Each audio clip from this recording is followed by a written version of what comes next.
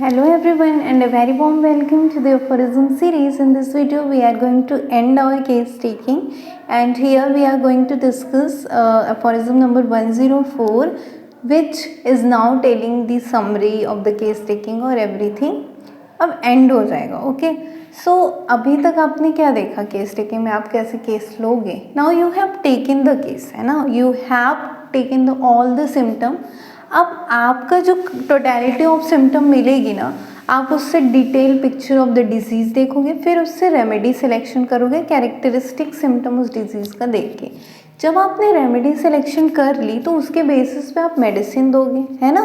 किसके बेसिस पे, अगर सिमिलर सिम्टम है तो आप मेडिसिन दे दोगे.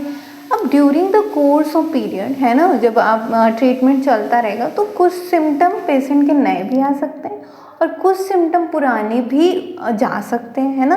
तो अब सिम्टम बदल जाएंगे, then you have to differ the remedy. ठीक है, तो सिम्टम के साथ आपको डिफर रेमेडी भी करना पड़ेगा.